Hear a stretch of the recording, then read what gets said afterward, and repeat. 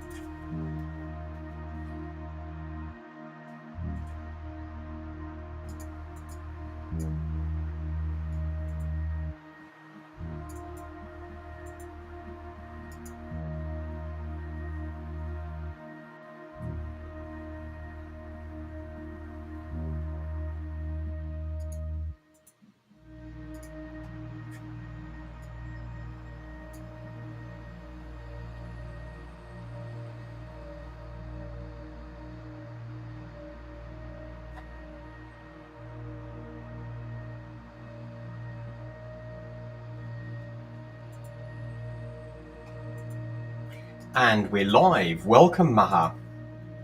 I'm going to just get you into the main room of our new studio, and I'm going to appear as well so that we can actually see each other. Hello.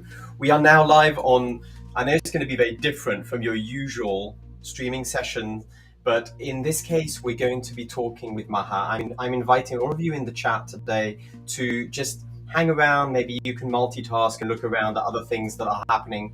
We're actually going to be with Maha talking about something very personal, very intimate, which is her own startup, her work. And Maha has very kindly agreed to do this publicly after our last session. And the reason we're doing this live is not for you to all bombard us with questions, or in this case, having a greatly interactive dialogue like we usually do. In this case, it's really just for you to have a look behind the scenes at what happens in a real, unscripted, and very natural conversation between Maha and I. So I'm going to do my best to keep Maha away from the chat, away from what you're typing, and just be in a natural state. But if you do have any questions or things to add, particularly praise, I think Maha's always up for praise, do type them in the chat, because it's always nice to have some uplift.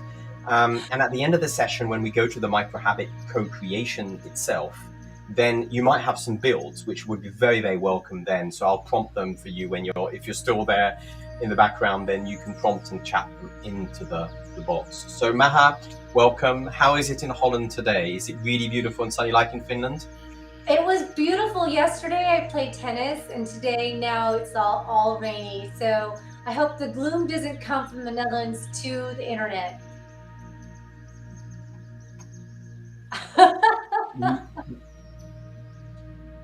We have now a sound, and I'm going to add now the second screen, which is our widescreen.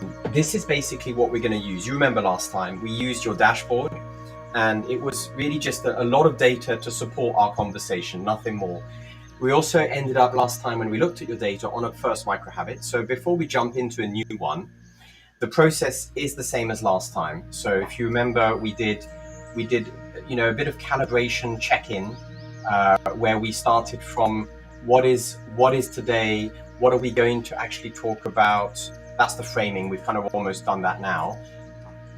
The check-in is to just calibrate where we're talking, because there's so many levels of thinking around communication and personal growth that it could be really vast. And the dialogue is where we just have more like a deep conversation that goes beyond judgment into co-creative thinking, eventually synthesize it into a microhabit and next steps. So it usually takes about 2 hours. If you're very talkative, I've scheduled longer.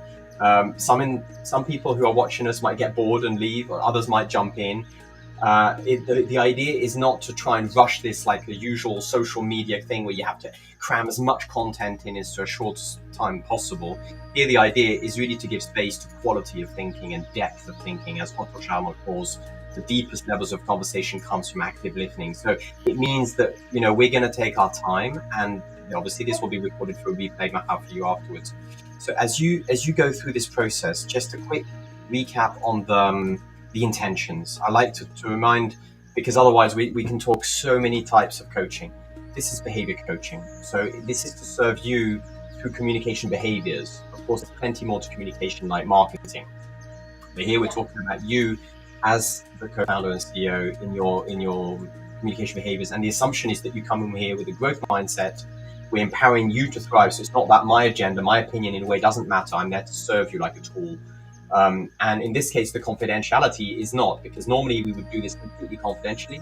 But here you've generously decided that your micro habit can be used by anybody on the internet. So in that way, that's kind of a way of giving back social impact in a way. And despite it being in public, I'm going to look after your psychological safety by allowing you to say no.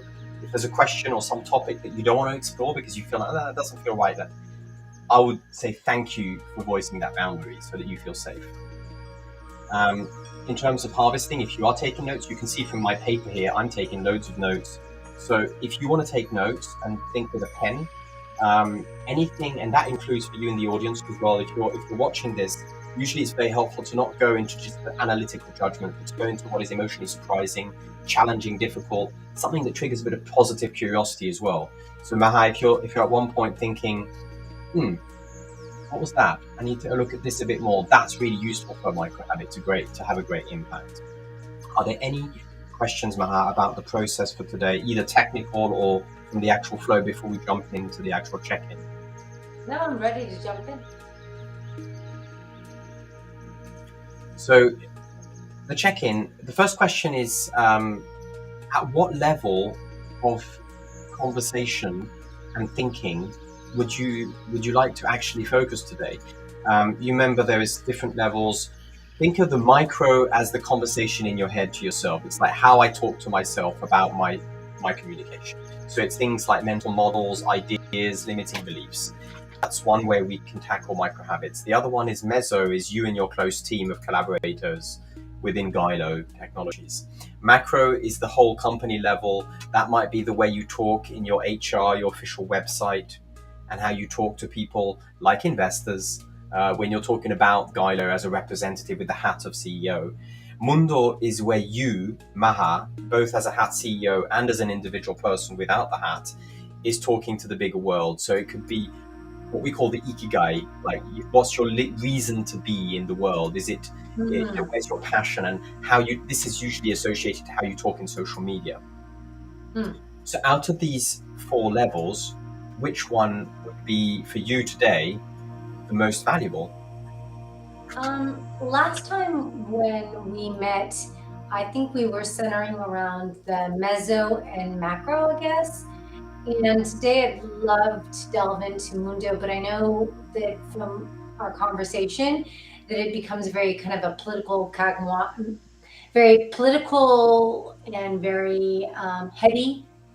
And I just want to keep it light, but it's always fun to get your opinion and help me kind of strip out all the things that I'm going through, where the company is trying to figure out how to get to the MVP and pilot and all the things that we're going through emotionally, because we've built a tool that is very logical and rational for researchers, and we're just in our heads a lot. And I thought that this session would just let me kind of move away from my head. So if Mundo is very heady, we can move away, but we can sometimes move into that space. Macro I like a lot because I don't want it to just be about me, my team, but about the complex interactions we have in the world that we live in.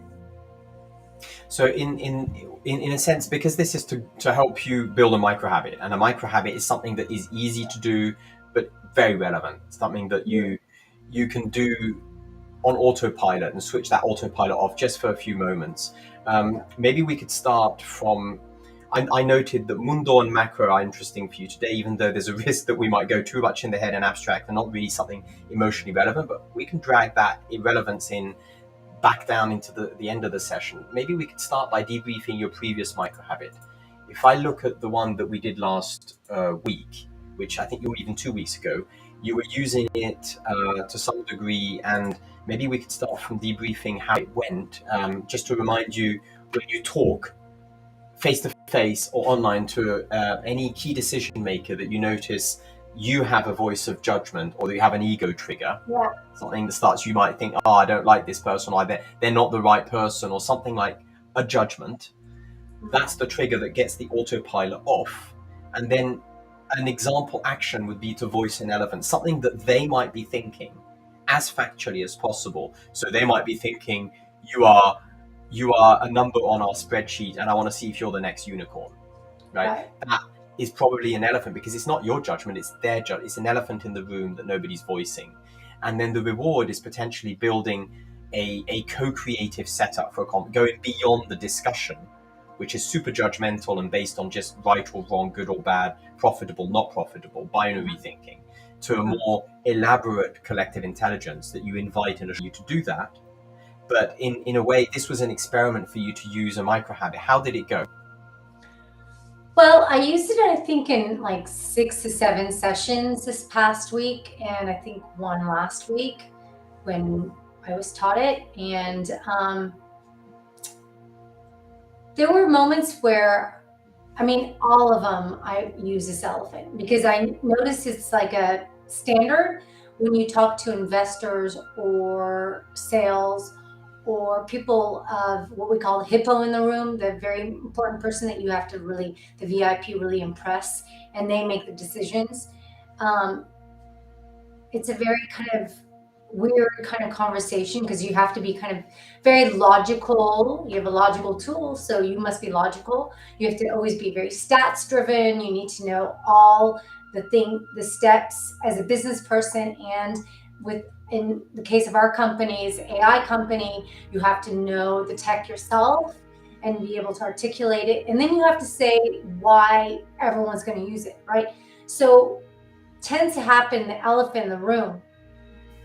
And the judgment is they have, like, are you the next unicorn? If you're not, fuck off. And that's how I usually interpret it. Sorry for my word. And they tend to think like, if you can't be that person in the next 5 minutes, you can't prove it to me, you're wasting my time. And for me, I need to kind of really quickly get to the point. I summarize what they said, and I did that. I said, this is what we said in the past 5 minutes. You didn't hear me, or maybe I was unclear, or let me put this more important information that kind of gives you the scope of our entity. And then some of them I was able to move to co-creation. So they were like, okay, she understands how to communicate consciously. She's aware that there might be some judgments or there are none, and then co-create. So tend to be half-half. I'm refining my micro habit. It still is very triggering when I hear a no, or maybe, or, let's talk next time, or interesting, but I don't understand, or it's very it's like, what did I do wrong? So, and yeah, I tried to move from debate discussion to negotiation. It worked okay, but co-creation only happened once. So in a way, what did you learn from it? What did I learn? That I have a lot of practice to do. Practice makes perfect. Yeah. It's true. When you're speaking to people who have literally anywhere from 1 million to 100 million in their pockets, and people can interpret that, oh yeah, you just see me as a money bag. Well, I'm interpreting you as also you want to make more money out of my back of hard labor. So I have to kind of practice and kind of understand where they're coming from. And I have to practice. It's like an emotional space, not a mental space. So I have to practice and not be triggered, and not have it's like, oh my God, my eyes go boof, or I'm just disappointed, or I'm like, not again. I have to practice in the mirror like an actress and go and just smile and be convincing. And it's very artificial. I felt very, very kind of I felt fake. I felt artificial. Um, I felt powerless, and I felt like I have to do this again. And I wanted my friends and team members and even board members, please give me advice. But people don't have time to talk about your process. They're just like, do it, do it better next time. So it's just that it's very intense. The diagram I just put here, I think you probably remember it from our conversation, is this from Otto Scharmer's adapted from his diagram around different levels of conversation and going deeper down into a space of co-creation. At the bottom, there's the judgment barrier, which is often the first thing with investors, because money, judgment, good, bad, right, wrong, return on investment are all part of this level here. So it's very hard to get beyond that to a level of beyond also cynicism, where you can have a proper dialogue. How might we, with a red open creative question, like how might we do this differently, Right. open the space for collective intelligence? It's hard to do with one sentence, and one micro habit can only just trigger the beginning of that. But of Right. course, it's an art form. I mean, there's people who spend years practicing the art of meaningful conversations to be able to keep Yeah. a dialogue and a co-creation going. So obviously, a micro habit could just be the starting opening gate for one of those. But if we step away from that a second, you mentioned the word feeling dishonest. And I wanted to bounce on that because that's talking also about congruence, which, if I look at the data we had, congruence scientifically defined as being the alignment of what you say Yeah. versus how you say it and the intention expressed of doing it. So I'm now looking at the details of your summary of your what we call the green, blue, red congruence. And Yeah. now, if for those in the chat who've never seen green, blue, red, this is going to be confusing. So you can watch about green, blue, red afterwards on another video. But the green, blue, red is green is focused on others, red is focused on common action, and red is focused on blue. What's interesting is that on the green and red, there's a difference between those three levels. And we talked about it last time as being that's how both you and others feel that something is not honest. Honesty could be replaced by congruence. So when you want to see if somebody is honest, you look at, does the picture, the words, and the sound match? Do they align? And so what's interesting here is that you might have a very high empathy intention. So respect might be high on your radar. So that's the green intention level. Yeah. Then your body language and timing might not reflect that in empathy. And then the words might still say it. So that's where people might think, what's going on? It's not quite aligned. I don't understand where this person is coming from. And the thought we had at that point was that, what if it wasn't about you talking? Because you're a writing expert. You've written scripts, for goodness sake. You've written a book. So you absolutely master words. And I think on this data, you can see that your 9 point, you're very capable of expressing green empathy with, for example, summarizing and voicing what people think out loud, like elephants, like you do. All of that is verbally very high competence. Where might tip the needle for you is, rather than trying to say more, but to just voice your intentions and start talking about in a green non-verbal way, which includes timing, rhythm, tone of voice, body language, eye contact, all of those intangibles that are often forgotten and left on a pitch stage when we do the pitching or when we do the scripted things. But that is the area we wrote down last time to explore for today, is the non-verbal green, Yeah. that both you and the other person feel that you're being utterly honest, even though, yes, it could still be partly something that you're learning and acting, at least doing it in a way that is congruent from the top, bottom down. Mhm. How right now, my question to you is a second checking question. How, since we've last spoken, there's lots of lenses. Green, blue, red is one of influence. All of this is one topic. Yeah. Is this is this a topic that you would like to explore today, or are there any other topics that we've last time opened up that has since popped their head back, like conflicts, ego, attitude, um, influence in a wider context? There's lots of different angles for today, but this was what we last time landed on and said that'd be good to explore. But are there any other things that you'd like to explore? Well, I did get in a conflict this week, and I hate that. In America, okay, generalizations being made aside, it's okay to have conflict and debate. And it's a very competitive society. And, you know, whoever speaks louder or has the better rhetoric or even logic wins. That's just how it works, or the money. But that's kind of another fallacy there. You know, this, and this. But really, in Europe, it's very kind of, from where I see it, there's a lot of like avoidance of conflict. So it's a very harmonious area. So what happens is that maybe I think that even if I might articulate in a harmonious way, I might feel stuck as a person because I might not culturally be harmonious. So my body and my gestures and my kind of expressions show kind of my angst or my anxiety or my disappointment or my like like shock or bewilderment. So I definitely think you're right. I definitely think that has caused a lot of pain to me this week when I had my conflict,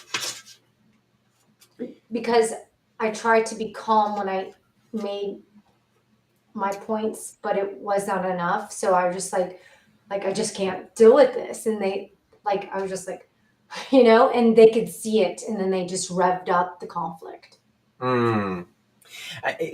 Would you be okay if we just open up what the sort of the mental model of conflict before, because Sure. well, last time we just talked about it very quickly on the side, but perhaps it could be interesting if I just do like I've got one slide here that I used in a conflict boot camp, which is the sort of introductory of what is a conflict in a more like rational sense, and then the scale that we measured in your data on which you ranked yourself as very functional, meaning that you know in theory your mind knows how to solve conflicts, but then the emotional reaction, which is under the surface, that comes through your body language, is Yeah. perhaps due to a fundamental mental model shift in the way you think about the conflict from the start, rather than how, because you can't twist the behavior to lie. If deep down you're feeling conflicted inside, that Yeah. conflict will show on the outside. So maybe let's look at the mental model of what is a conflict, see if we can unlock it from the inside, and use this week's situation without naming people or anything, just using that as a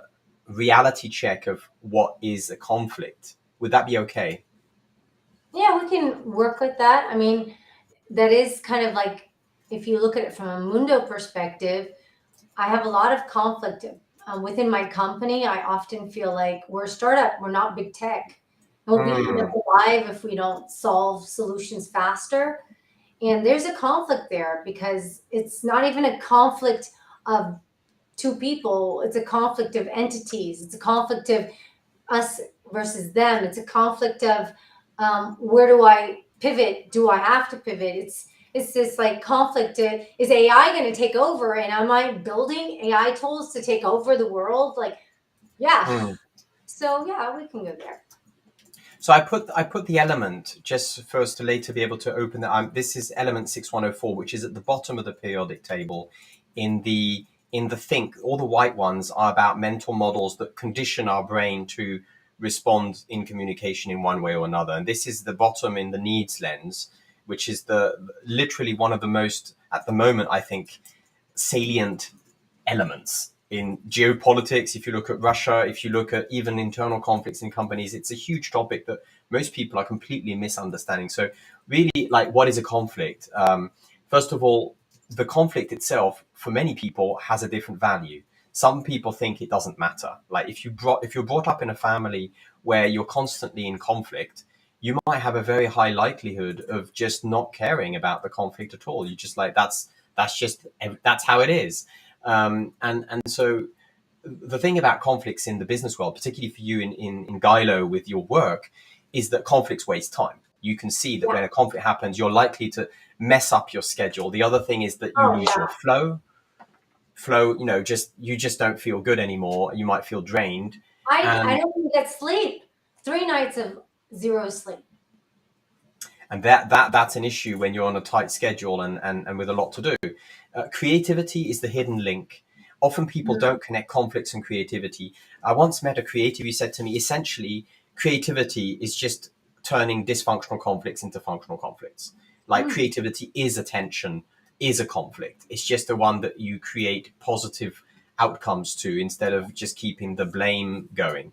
And in fact, when you look at creative teams, which I had the honor of running for a few years, most of the time you're in conflict with people during the creative process. Yeah. So Yeah. conflicts help or hinder creative problem solving. And the last one is that it's to do with trust, obviously. If you do take the conflict for what it is and not turn it into a bad conflict, but turn it into a good conflict, it builds trust. And in reverse, if it turns into dysfunctional, it destroys trust. So it really is articulated on how it builds trust. Sure. That's really just known to you because that's your everyday if you look at conflicts. But this is, I think, where we should start. A conflict is a process in communication. A conflict is a process that begins when one party perceives, the word perceives, perception, that another party, group or individual, company or person, has negatively affected or is about to negatively affect something that the first party cares about. Ah, When you look at that definition, we are in conflict every day. sure. But that conflict doesn't have to turn into anything destructive or problematic. But that's the important acknowledgement, is that we're not in conflict only when we shout at somebody or somebody shouts at us, or it's actually a constant happening that we choose to either act on or not. And often in Nordic cultures where we're very much focused on the inside and politeness and avoiding conflicts, that internalizes an internal conflict, internal Yeah. tensions, stress, potentially even long-term anxiety and burnout. So conflict is not just about you to others, it's also inside. And the key, this is what we've measured in your data. And by the way, you're up here when I can show you your data of how you scanned in a spontaneous conflict. There's really, like the diagram here shows that there is, if we think of conflict as a fire can barbecue your food or it can burn the whole forest. Fire is neutral, it's how you use it. Conflict is neutral, it's how you use it. If your conflict is contained with rules and process and it's functional, it can cook your food. It's great, it's powerful, it makes us evolve. But if not, it burns the whole woods. So how to contain it is really down to how much we understand the response to a conflict. So imagine that a blame occurs. Like, let's take the situation you had this week. You had a conflict at work. You heard blame.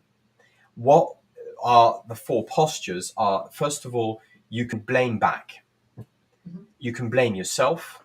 You can blame. You can stop the blame and start looking in yourself. What are my needs behind that?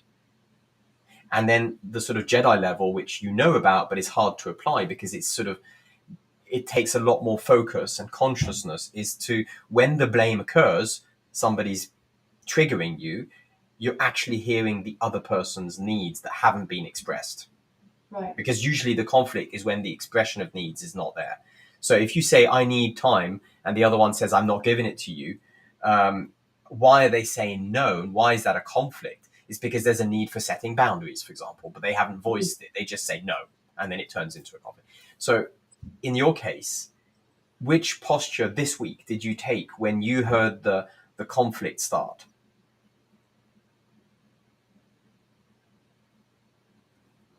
I honestly, I often blame myself. Maybe it's a generalization of female thing. Sorry for that, but I thought I didn't do it right, and I blame myself. And then I thought, wow, how can I solve this in my head? And it was racking my brain.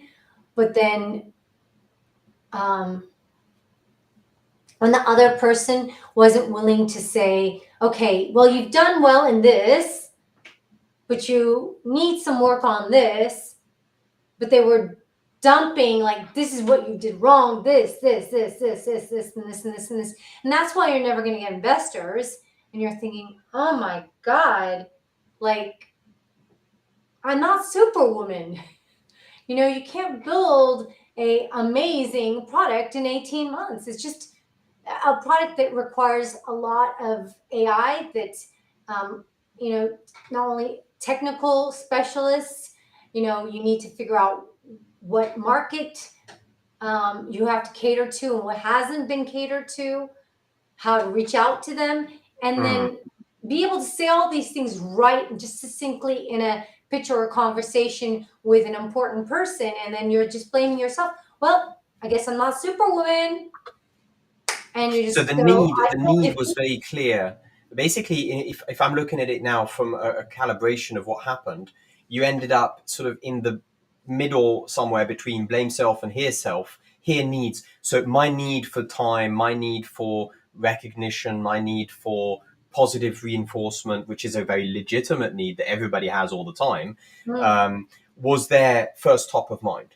What yeah. that does on a conflict is that basically creates a mask to that other level, which is coming usually with reflection.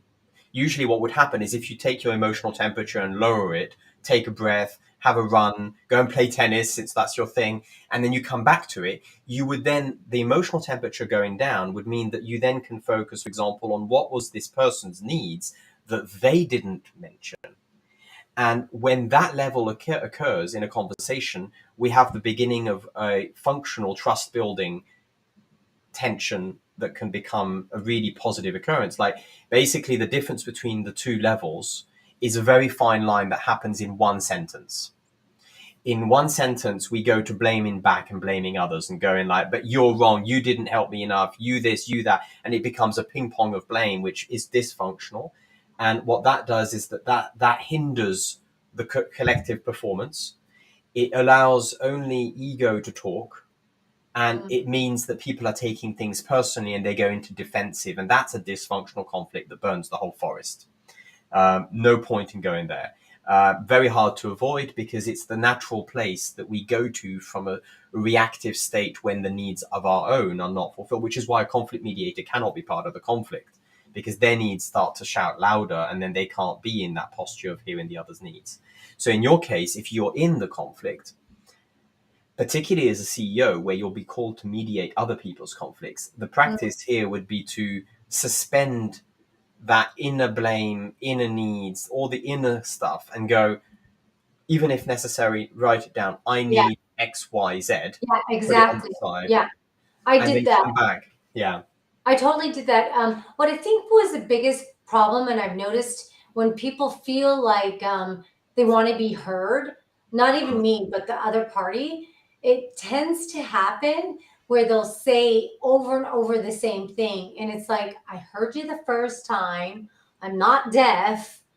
and I think it gets from the blaming self to the hearing another person, but hearing repeated judgment like you're not smart enough, Mm. or what's going on? Did you hear the first time? Let me repeat it to you again. I'm like, huh. So that's where like that perpetual cycle, and it tends to happen a lot. I've noticed in like in executive meetings with certain individuals who feel like maybe others have not heard them, so they have to Mm. repeat themselves.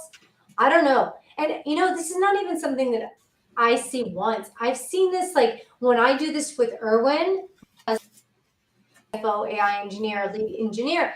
He'll be like, "What? You said it 3 times. I'm not stupid, And I'm like, "Oops, Yeah. sorry." And the same goes with like, with other team members where I'll do the same. So I blame myself on various levels, but then I hear other people and then see that they make my same mistakes. So am I making sense? So like I'm trying Yeah. to figure out how do I not do my old self, do the micro habit, not be in a conflict, and pursue the next step. So In a way, what we're doing now is talking to think. Okay, so what you're talking like right now, if you were to record this and make it into a pitch, people would say, "Oh no, you first need to think before you talk." That's the two different styles of talking. In a dialogue like we're having now, we need to talk to think. In other words, you can open up your thinking and then discover what you're thinking as you talk it out. That's part of the process of thinking together.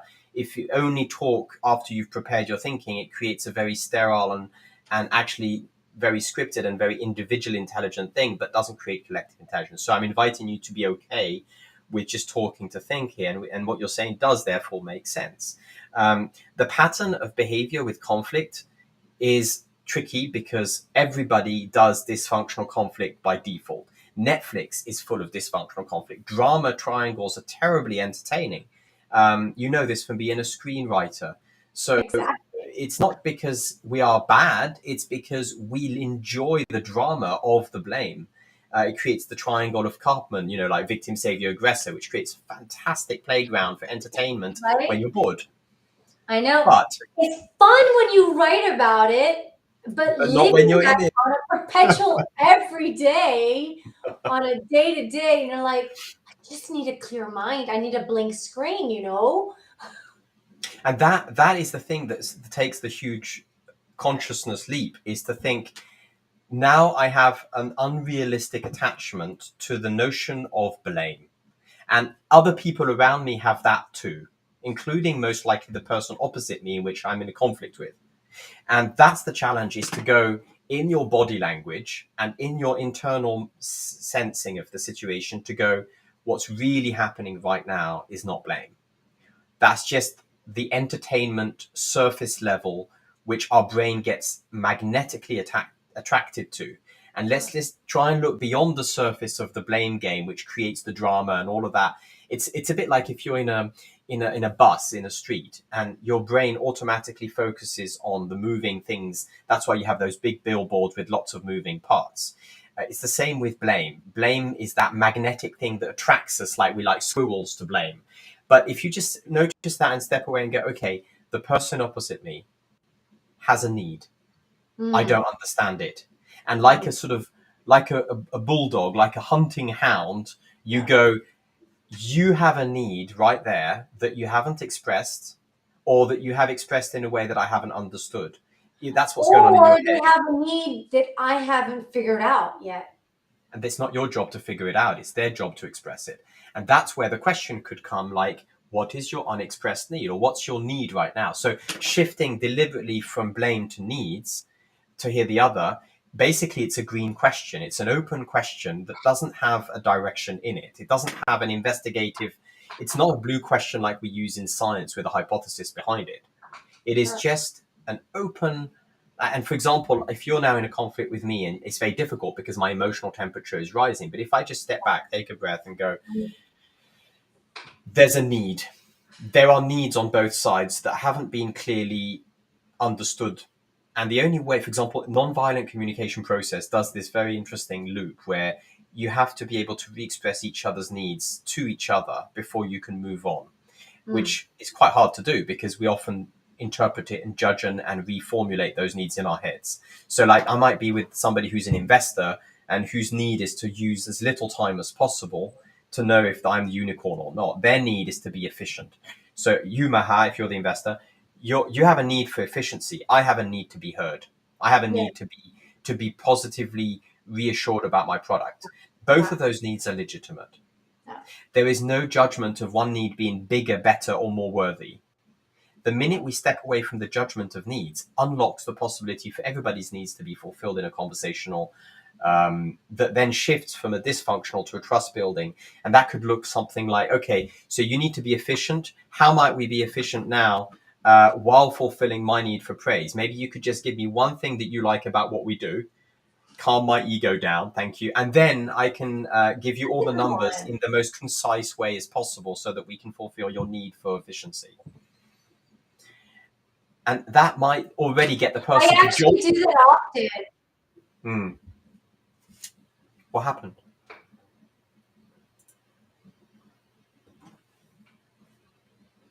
I actually do that often.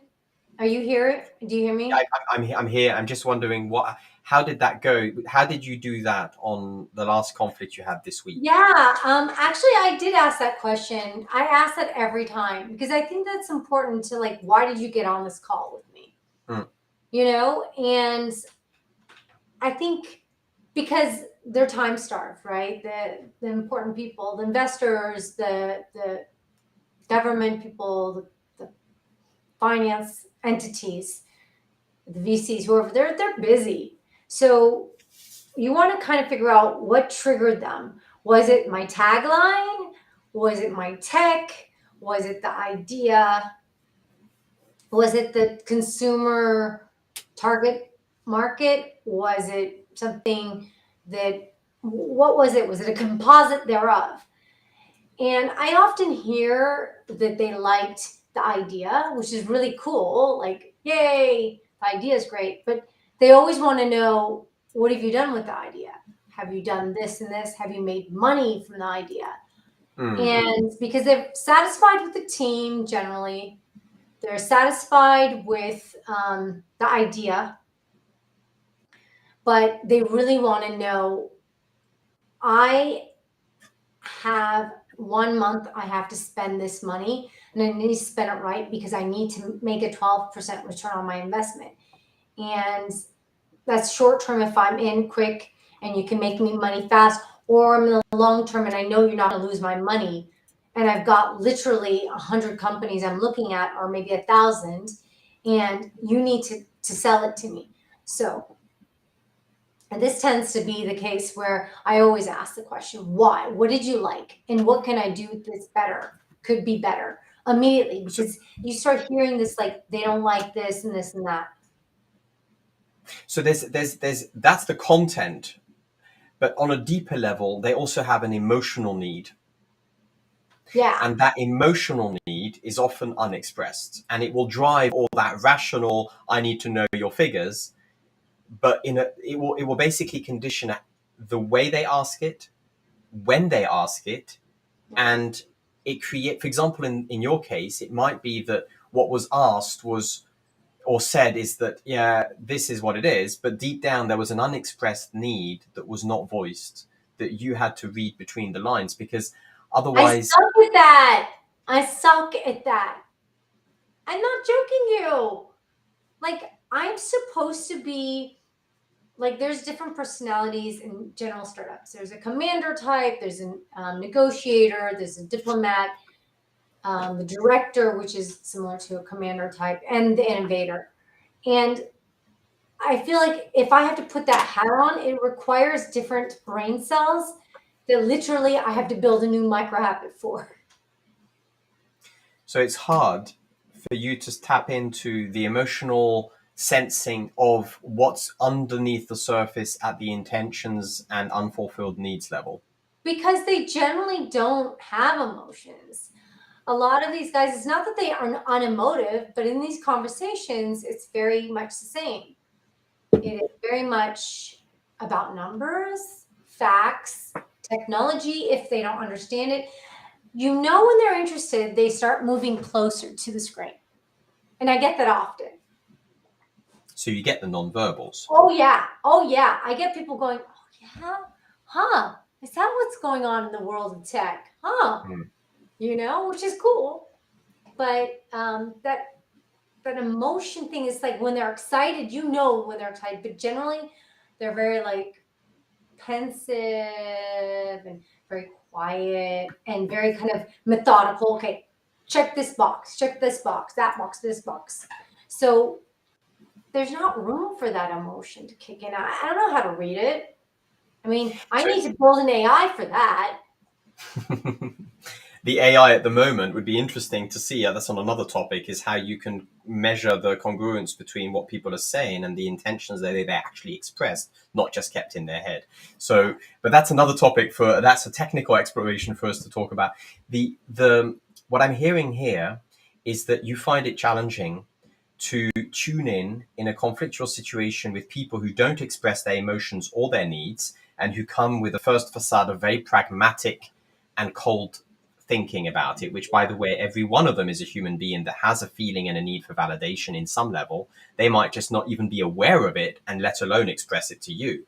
But everybody needs to be seen and validated. That's a human fundamental. And even those who don't express it, even to themselves, are still sensitive to when that's not fulfilled. So if they feel rejected, they might just withdraw even furthermore, but they're not necessarily telling you, I feel rejected. They're just going like, and that you can read, because your body language skills reading that is very clear.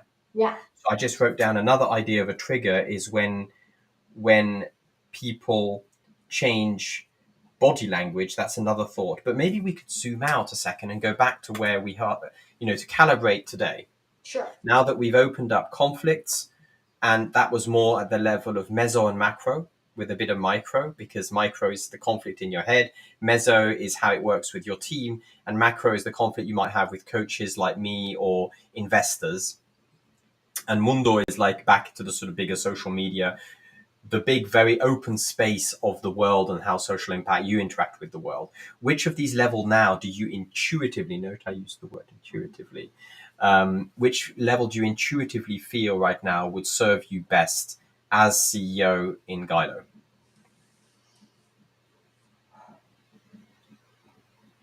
I come back to Mundo only because we're releasing our product soon. And a launch doesn't have to be sexy. You know what I mean?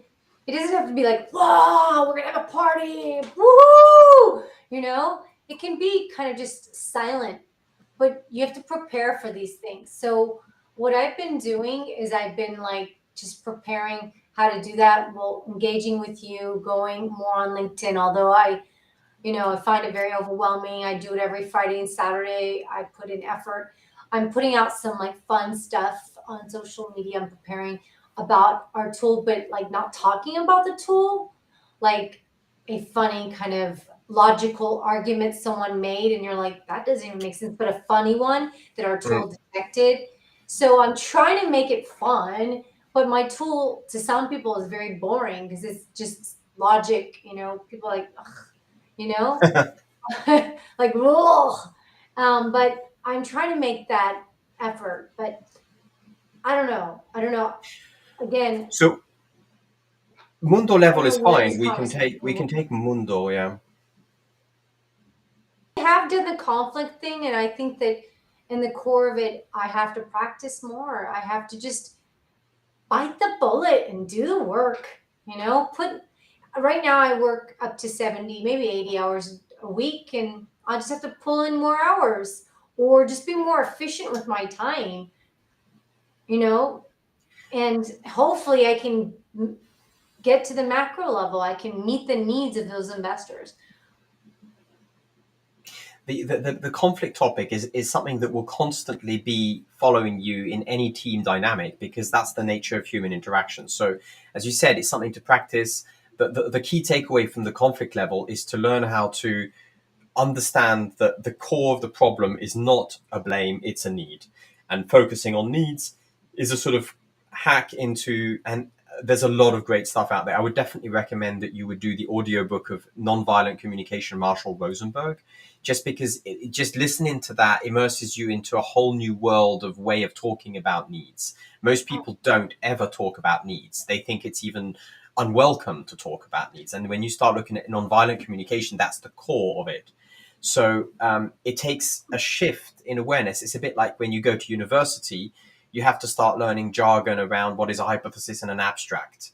Well, when you go into nonviolent communication, the vocabulary and the field of talking around needs expands greatly compared to what is in Netflix or in our everyday life. So it's something that I invite you to look at as a sort of, Sure. and we could build a micro habit for you about the conflicts, but I have a couple already that we've built for some Jedis in Germany around conflict transformation that you could try out. They're already built.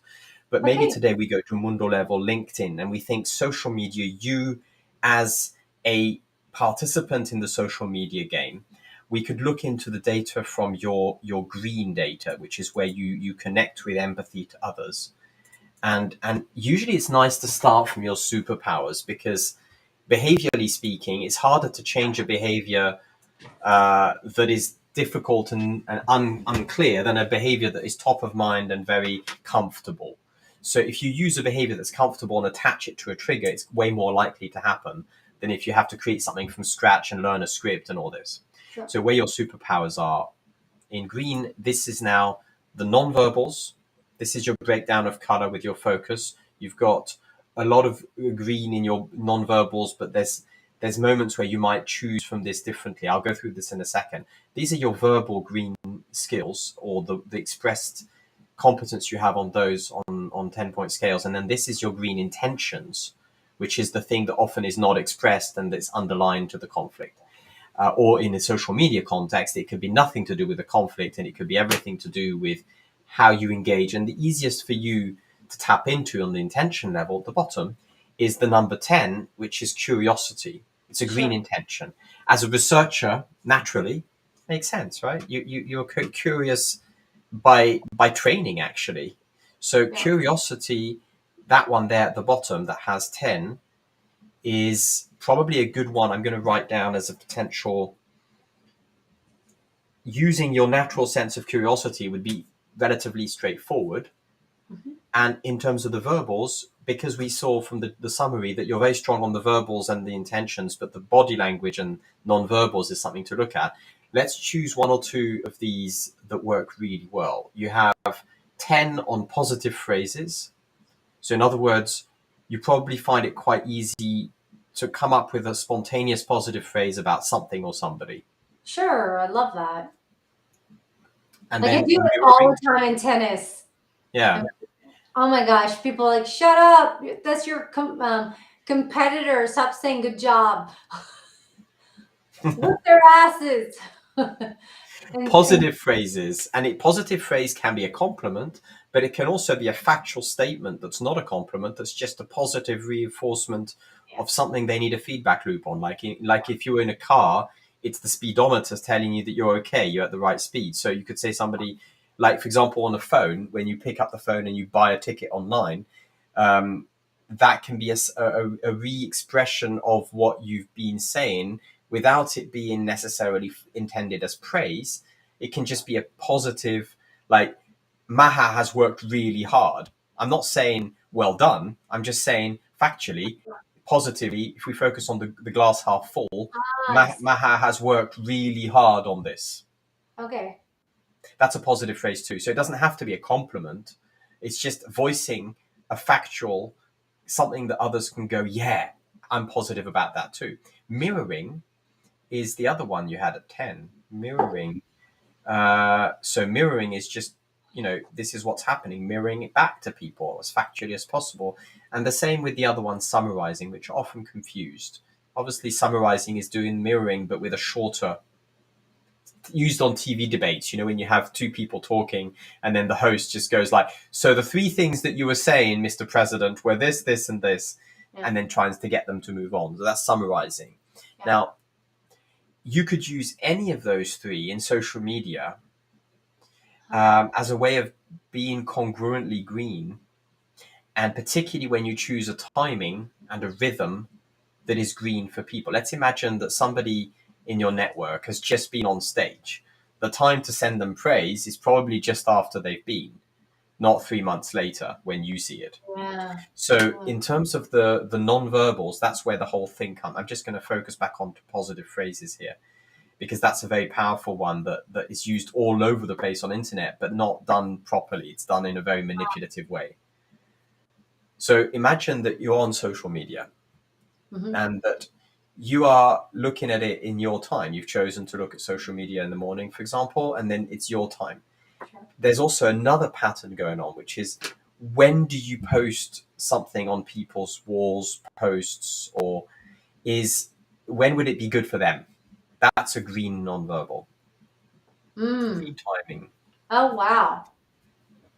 So Wow. asking Like yourself, when is it a good time for them, makes it a very different exercise. wow. Like replying quickly when there's not a lot of people that liked it Well, that's or that's the game. The game is to find out when is the right time for them. You'll never get it completely right, but you'll notice that when it's right, your green intention of curiosity, or your green intention of kindness, because that was the other highest at the bottom, is kindness. You had 8 out of 10 on kindness and respect. So either kindness as a driver for posting or doing something, or curiosity. But I would consider, like, imagine that you have every day 10 minutes every morning with your coffee. You do 10 minutes, no more. You sandbox it so it doesn't suck you in. 10-15 minutes. And then every morning you don't post any blue content, because it takes a lot of work to post something. And yeah. it's not necessarily very needed. Like, if we look at what we've measured in science, is that only 20% of what you do should be blue. So the 70% of your interactions in LinkedIn are the easy, what is going on in their world. Right. So what you could do is take that 10-15 minutes every day. And I'm not talking about the times when you post your blog and write your content. That can Yeah, be done separately. sure. But 10 minutes every day, you just go out and you basically do benchmarking. You look at what's great, what's praiseworthy from your perspective as an expert. Because I'm interested as a follower of GILO and of you in particular, Maha, is that I'm interested in your filter. What do you praise is valuable because it's your brain, your whole competence that's praising. It's not just your profile. If I know that you, with your PhD, your competence in AI and machine learning and NLP, all of that put together means that you look at a particular product as being praiseworthy, I trust that that might be praiseworthy too, because I trust that you're competent to make that judgment of praise. Wow. What if I sometimes don't do that because everyone else is like hitting up on that person anyways? So I kind of like want to praise the people that are not praised, like the underdogs. And I want to say, well, doesn't to other people sound very important, but you've got something there, a diamond in the rough. That's how I kind of usually praise. Praise doesn't have to be with a hidden intention of red. Right now, we're talking about a green intention of kindness or a green intention of curiosity. So if you Ah, drop the red intention of wanting to get influence, oh, and that you're literally just being, and that's where the congruence, that's where the honesty comes. Like you can go into social media and not always go there to sell, which is the red, yes. but they're going there out of curiosity and kindness. For example, um, I go online in LinkedIn and I'm really curious about big influencers who are using communication and trying to be conscious about it and not being the manipulative usual textbook that you see in all the basically recommendations right now. If you look at the majority of recommendations on influence, it's very manipulative. Yeah. But I'm looking out for people who do it differently, who are a bit more open about and vulnerable about their intentions, intentional communicators, who say why. Simon Sinek is an example. So I might, even though Simon Sinek doesn't need my like, he posts something, he gets 50,000 comments or something. No, I'm exaggerating, but he's already an influence. He doesn't need my like. He's just doing his thing. So Yeah. if I were to go there and just out of respect and curiosity, look at what he's doing, maybe even click on a link that he's posted and read up on what he's suggesting, because his source to me is more valuable than the other person who's got no perspective locally, for example. So I could be just liking, but I could take it one step further and repost with a comment, which would be a green comment, not a blue comment. Um, and that's the exercise, is that rather than posting I like, which is blue, for example, I see a Simon Sinek Ah, post, and I would, in that this makes case, I would pretend that my opinion doesn't matter. sense. It's more what's going on in the reader's mind. So I if see. why is this useful to all the people that follow me? And I would repost that, why it's useful for the people who follow me. That's I green. see. That's so interesting. Ah, I don't do that. I should do that. Like, so You let's know, imagine now you've got a person that you follow. Let's say one of the people who's doing AI with text called Jasper.ai. Okay. So Jasper is literally a competitor to GILO. no, it's They're not. well, in a way, for some people who are not expert like me, I could see them in the same space. So if I hear you talk about Jasper, I'm way more interested in your praise about Jasper than anybody else, because they have never used it other than just as a user, not as an expert on machine learning.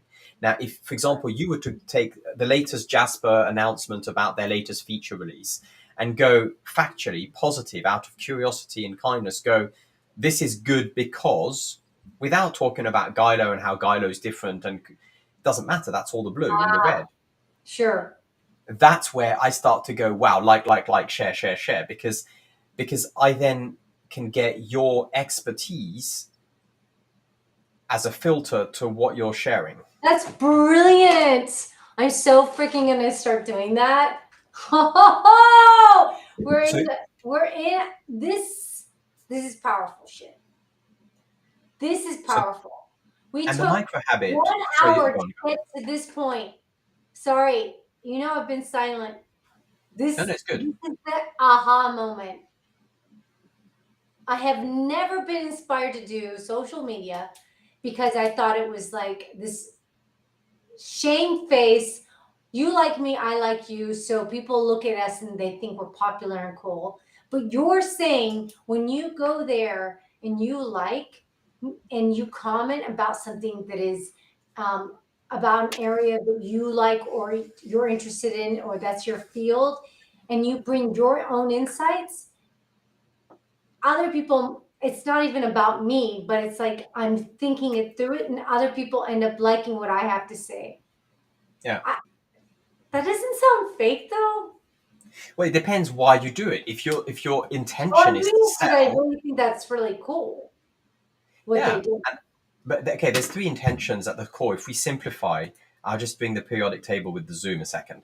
Like the green intentions are going to be, for example, what we talked about. So kindness, respect, building trust, connection, and curiosity, empathy. Those are the typical green. So why you would do it is because you're just curious about what they're doing.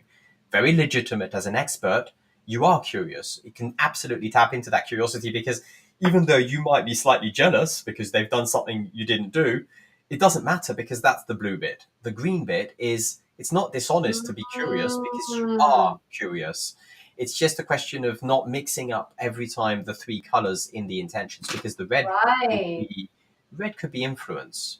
You know, red is the typical social media. Most people go into social media for influence, Yeah. which is the red. So if you're sharing something green but with a red intention, it will feel fake. That's the difference between a good post and a fake manipulative post is that the fake ones are really just trying to influence you in a red way, and they use green to make it sugar coated and sound appealing. But they're not Mm-hmm. really curious about what's going on. And Mm-hmm. that shows in the way you type your comment. You know how it is. You know how when you type, you're a writer. You know the difference between when somebody's faking it and real. Like if you post, for example, a real praise about something that you were curious and enthusiastic about, Yeah. suddenly like that feels different than okay, I'm sharing my daily what's good so that I get more likes and follows. It's different, right? So the blue intentions could be about responsibilities, which is in the background. Yeah, you're responsible for making social media presence in your GILO brand online. Check. You absolutely can have a blue intention in the background and a red intention in the background without being Yeah. dishonest.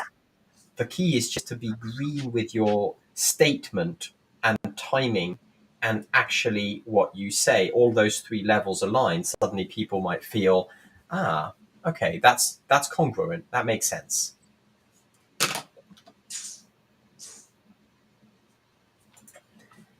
Let's imagine that you take LinkedIn as a channel, just LinkedIn. You could do this on other channels, but like we know that the algorithms today are the way that the more you get engagement on a Yeah. post, the more it gets traction. So it's not Sure. just about having likes, it's about comments and shares. Sure. So we know that, and you can always like. I like a lot of stuff on social media.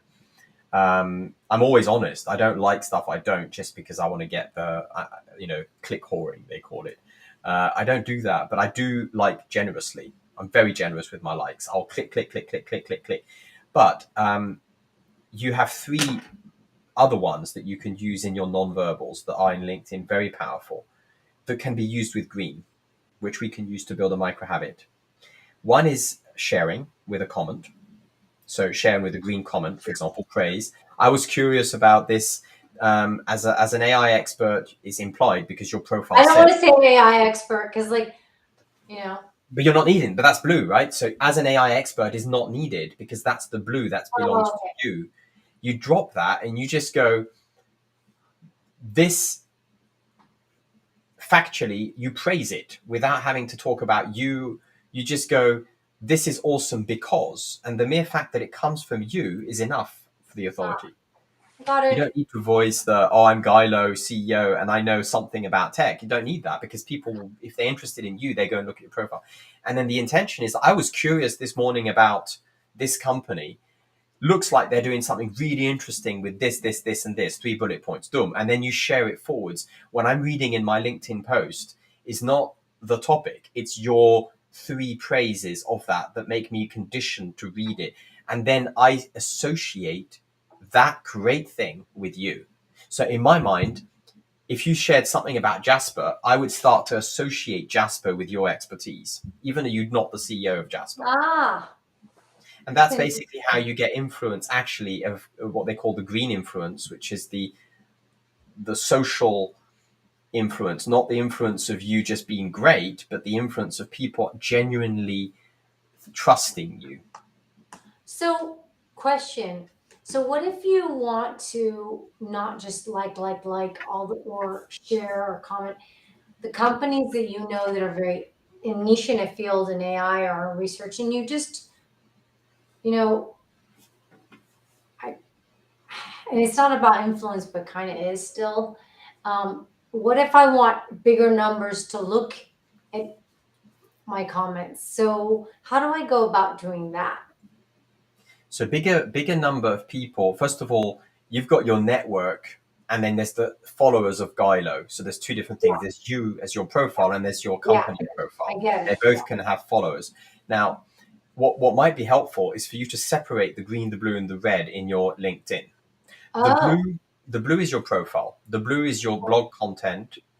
So, for example, the blue would be an opinion piece that you write, either as GILO or Maha. okay. Blue would be, for example, your monthly or weekly post about what you're thinking. The red is sales. Buy, follow, subscribe, this kind of like literally call to action stuff that in which is what everybody's trying to get. The red is like, and that usually is associated to GILO. The Uh, green could be basically how you interact with people. So you could have 3 different rhythms. One is the blue rhythm of your posting schedule.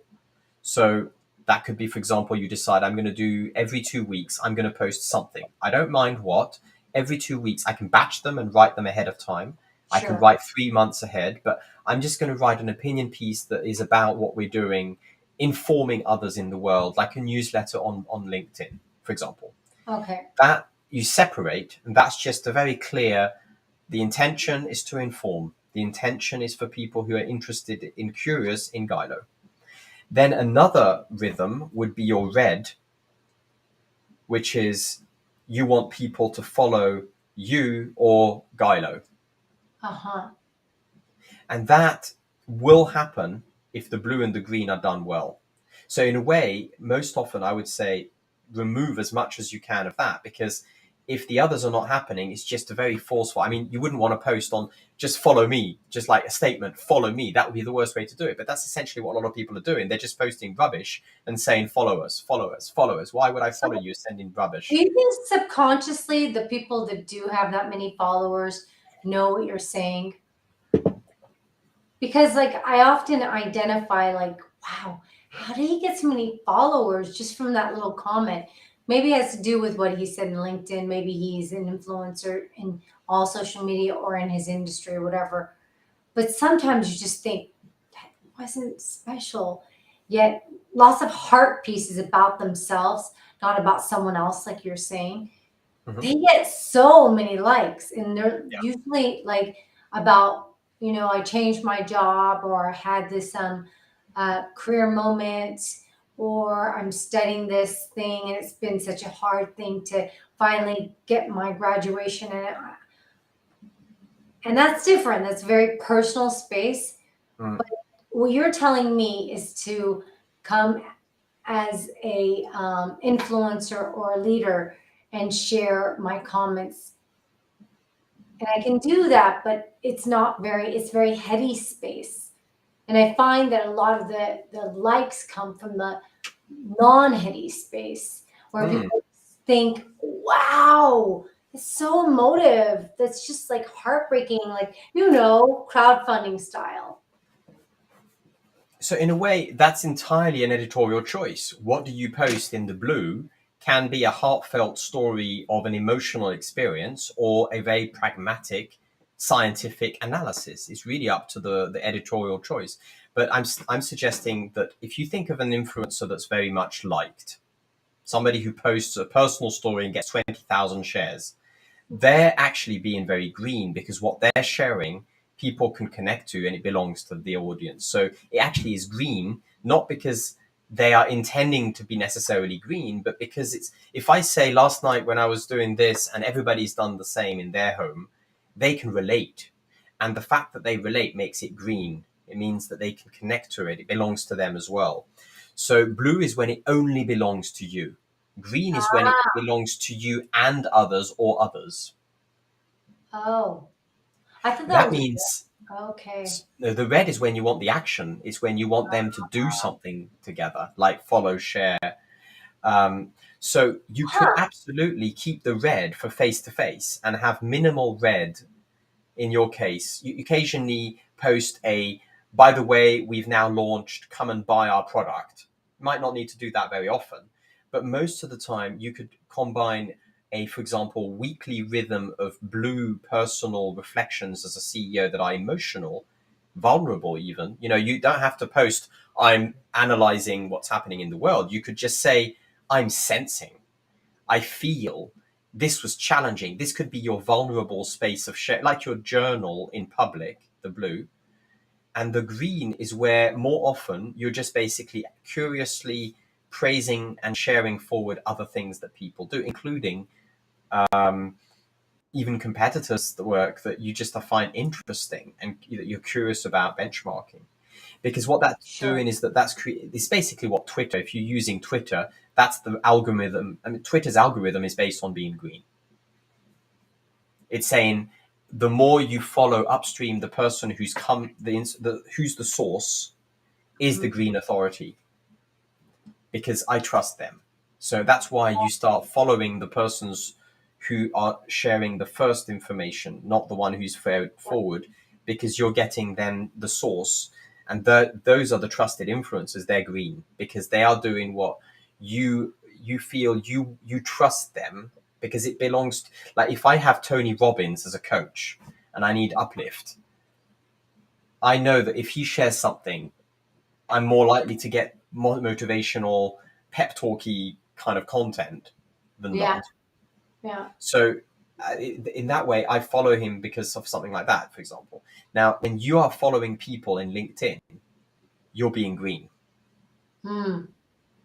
So, your three buttons in LinkedIn in the morning, you could have one is share with a green praise or summary of what's great. You know, that's one. So, a share forward with a comment that's green. Don't worry, by the way, I can do you a summary of this afterwards and do a second video so it's easy to follow. The Really? we can do like Oh, just a harvest of this, and the second one is actually go and people you've worked with to go and give them a review, a praise about them as a worker. oh, I did that yesterday. So the first one would be share with I praise. didn't The fire second one, someone this week. yeah, and that's a great thing to do. I mean, how wonderful does it feel to receive to do some, what are they called in LinkedIn again? Um, when you actually go and give somebody some praise about how well they work, there's a name for it in LinkedIn. My brain is blank for it, but that you can do. You can go and I sort don't of even use go LinkedIn that much to endorse. know That's that. it. Endorse. And the third one is that you can follow. Yeah. I don't follow enough. I should So follow. What I for should have example, followed. week one, you could just like go, who are the key influencers in LinkedIn in your field that you're Yeah. most curious about, and you go and follow them, and that's your first day. Like you could Okay. spend 15 minutes finding the first. The next day, you might spend all the time just sharing with praise the best things that on your feed you feel, and as you do this more and more, your feed is going to become better because as you follow the better influencers that you really admire, the quality of your feed is going to increase. And when you share forward, you'll have more praise to say Ah. because you're calibrating your feed for it to be general anything in the world to what's actually the people you follow most and respect most is are posting. So you start to get a better. So you basically distill the quality of your sharing as you do this, and then This when you is have amazing. This is amazing what you're saying. I mean, I have been trying to figure this out, racking my brain. This is like steps that I can take. I don't need to hire a company to do this right now. I mean, they say content marketing is important when you do not have, you're bootstrapping your company. And I was just racking my brain, like, how do I do this? It's like I just have to pause, and I know you're saying so much, but I'm like, have a freaking plan now. the plan is something that often is confused with the channel. Like if you look at social media planning and people giving advice on social media, they get stuck on content and channel. Like, what am I saying in channel? If you step out and you think, who does it belong to, the content, green, blue, or red, you start to see a simple pattern, which in this case, your diagram is actually a good proportion of energy. If you were to focus a little bit on red, a bit more on blue, and a lot on green, if you think of your time, you've got a limited time bucket for doing social media. You can't spend much time doing it because you've got other things to do. You've got bigger jobs to do, like applying for investment, negotiating investment, running the team, problem solving tech. I mean, you can't spend your time doing social media like a manager of social media would do in their everyday work. So Yeah. if we hack this, the simplest I'm just giving you a starting point that you can then iterate and evolve and improve. But you have, let's say, very simple, a weekly post that's very short form. You're a writer, you know how to write, and it's an Well, in opinion short piece. form, do I put this post in my website or put this just like a 150 character thing? What at what point? I mean, if you were talking to a social media person who would be looking at SEO and your Yeah, blog and everything, you yeah, want to get the ranking, that's up to you where you repost. But the essential content can be repurposed in multiple touch points. It could be you post it in LinkedIn, you do a quote with a link to your LinkedIn post or blog post in Twitter, and then in another channel you might repost. You could do reposting of different channels. I think the core question is, where is your biggest need for building network? Probably LinkedIn and Twitter. Twitter yeah. is for the outreach. Yeah, LinkedIn is for, yeah. So your blog, I don't know if your blog is and your website is trying to get traction to it. If that's the case, then you can write the blog on your website and share that in LinkedIn rather than write a native LinkedIn post. yeah, yeah. The That's what. problem is that LinkedIn likes their own posts more because they Yeah, skew it. So yeah, the workaround is to write in both. You would post it with a link, and then you would do it in the channels as a native post each time. It's more work, but there's tools to do that, particularly with media content. You can use Canva to do this kind of thing. But in the simplest form, if you're trying to build LinkedIn presence at first, you're building your brand, Maha and GILO. And if you just simplify, let's say one channel only, LinkedIn, you could have a weekly post, which is you journaling to yourself, okay. not you talking to the world, but you in a way reporting social accountability to the world. Like, I see a lot of startup people posting about burnout. I see a lot of startup people posting about balancing work and life. Yeah, And it's a big, difficult topic. So, from that blue opinion, it might be that you writing about your challenges, your failures, and the vulnerability, and being really honest about what's happening with yourself in a way that is not just laughing at yourself, but more just an exercise in self reflection. That could be your blue weekly. yeah. Um, People, if they find themselves in your writing, if they identify to that, it becomes green. That's Hmm. when you'll know that because they share Right. it when they read your post. They'll either give a like, an emotional sort of like hands praise or whatever, or share it forward if they're particularly. And the most reliable note, if you count the number of shares of your blog post, that's how green it is. Hmm. Because when a person shares it forward, they identify with it and they do like what you're doing in your morning session, which is praise, post, and repraise with it. So when Ah, you're looking at your post, what you're really measuring is not the likes, it's both the comments, what they're saying, Yeah. and the quality of comments and how many people have actually shared it forward, because then you know that it's green. So I have a question. This is bizarre. Like we're talking about using this um, social media to like, be an influencer, get yourself out there, whatever. We all have to do this when we're selling and marketing our products. But what if people are not using it so much anymore? Like, how do you? So it's like one-on-one events. That's that. Like, so I'm speaking at a couple of conferences in the next few weeks and months. So I guess that could be another thing. So I would do the same kind of how can you say speech that's very green that everyone kind of relates to, but bring insights that are uniquely mine and examples that are uniquely mine, and then call back and say, this is how I would go about um, changing something, or this is how we did it. How would you, let's take it away from the social media and take it to the literal space of a conference. What would you do there? Well, it's a completely different Oh, situation really? set up, because if you're in a conference, people are literally shopping for interesting things to take away. Ah, so So you it's, do not do as many greens. well, in a conference, if you look at it, it's just a festival of blue. It's expert one, keynote one, with a great portfolio track record, who's going to give us a pep talk on X. It's a festival of people's blue, and when they're good, they make it green because they make it relatable and tangible.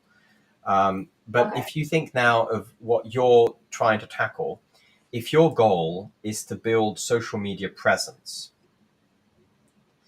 and build traction, Mhm. you're going to get easier and quicker traction by being green in the social media space. Okay. But if you, and you apply that face to face, it works exactly the same. If I go up to somebody and say, you're probably wondering who I am, rather than just go, start talking blue about your product, then most people will react positively to that. So, I get often on LinkedIn these little, oh, we've seen your profile. We found you interesting. Your profile's great, praised. I'm like, wow. And then asking for something. Now, some of Yeah, that's I always manipulative. get that. I always get those.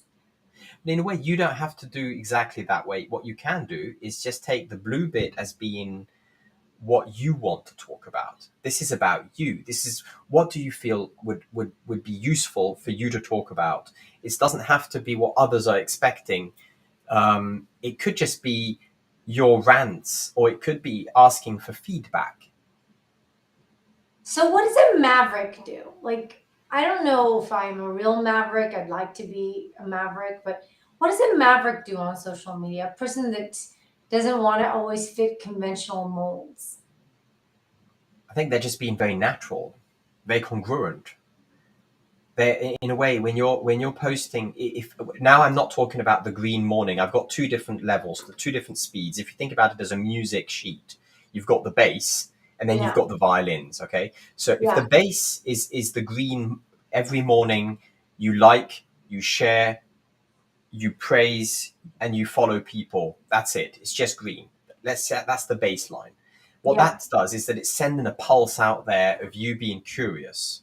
It's creating, a lot of people, when you start following them, they'll look at you and they might follow you in return. Uh-huh. So it will create that reciprocity, and that's basically your baseline. Now we're talking about the blue violins on top, which is you talking about you, and it's the violin of Maha, of like, what does the Maha violin want to sing about? Do you want to talk about the rationals of AI, or would you rather talk about the struggles of being a woman CEO, for example? I like to do both. I mean, why must I pigeonhole myself with one or two? Should can I? Exactly. It just has to be, it has to be from a real space of blue, like it has to be aligned with what you really want to write about. If you're writing it just to get clicks, then it's going to feel fake. Tell me, what are you drinking there? I'm so thirsty. It's a huge pot of water. I'm trying to drink a liter an afternoon, so Oh, it's my way of drinking water. husband! I need some water. So in a way, the blue is something you don't even need to do immediately. You could spend 3 months doing only green, and when you've filled your bucket of, I am now clearer about what I want to post, because let's face it, social media is overflowing with content. Yeah. It's not about adding content, it's about quality. You know this Yeah. from data science, right? It's not Yeah. about amount of data, it's the quality and how you use Well, it. you can do both, but you have to have a lot of data, and you should have started a long time ago. Yeah. And in your case, the blue is the least important, even though it's the bit that you will take most time to think about, and the bit that you most often think about Yeah. first, Yeah. because it's what traditionally people are all doing, because you see Right. their blue posts. It's like, I think, I think, I think. Yeah. Those opinion pieces matter less, actually, than you building influence by just liking, following, sharing, and reposting praise. And by doing so, you're actually inspiring yourself to have a particular angle. Like, for example, in social media, I'm an anthropologist. Of course, I'm not only an anthropologist, I'm also a father, but I don't post in LinkedIn as a father. Oh, I might flavor my post because I have the flavor of having had children, but it's not the main primary angle of the persona that I am cultivating in LinkedIn. In LinkedIn, I'm a design anthropologist, concretely speaking, and I'm looking at things with a razor sharp focus. I'm scanning for bullshit and great stuff on communication anthropology. And I've done a lot of research, and I know that some things are really interesting, and some things are literally rehash of 20 other people's work that is really mm. not very profoundly useful. And that's why I'm building the periodic table. So people who know that, then they follow me because they know that what I'm going to share is going to be probably better than average on the field of communication. So if I start sharing cat videos, it's just going to confuse people.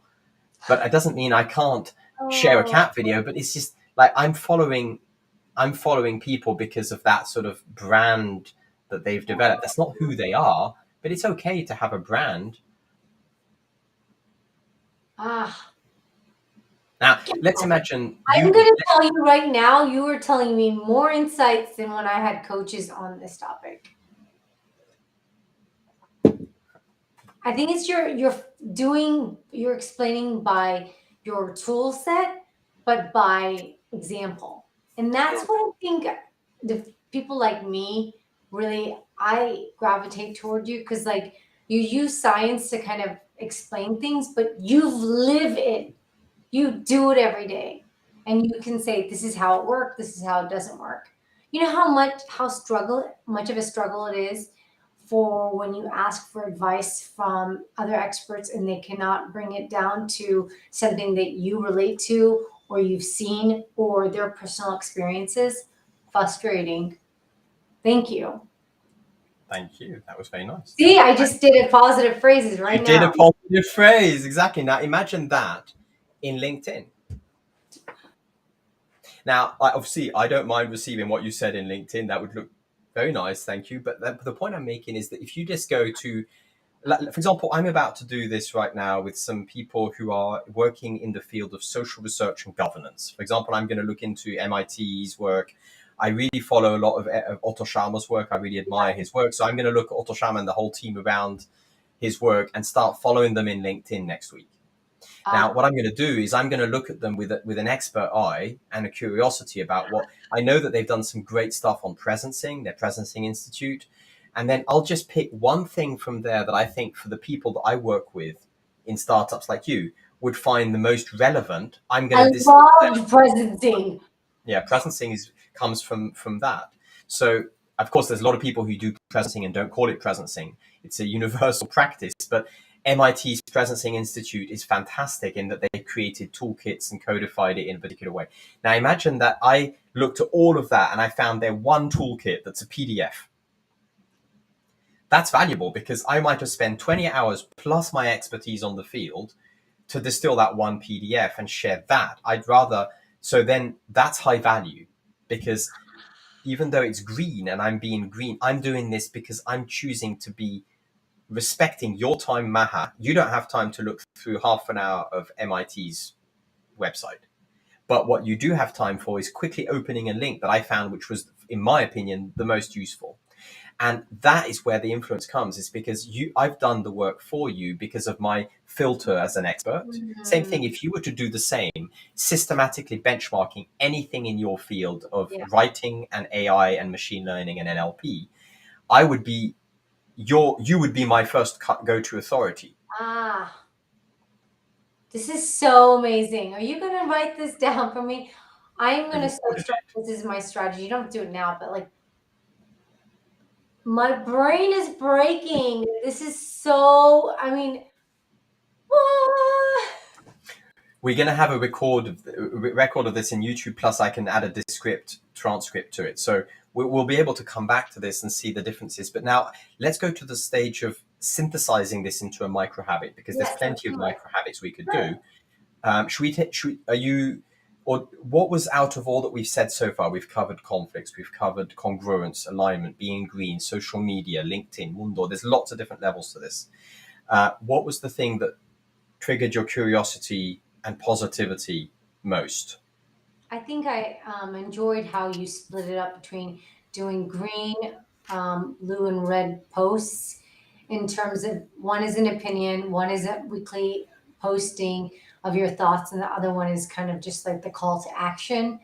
So I guess I can split them up as tasks and kind of make a little Excel sheet or something to prepare everything and make the Excel sheet of the people that I want to post about, not only product developers, competitors in the app space, but in terms of the research space, because there are people who write about things that we are building, but in a different way, because we're the first to do certain application driven work.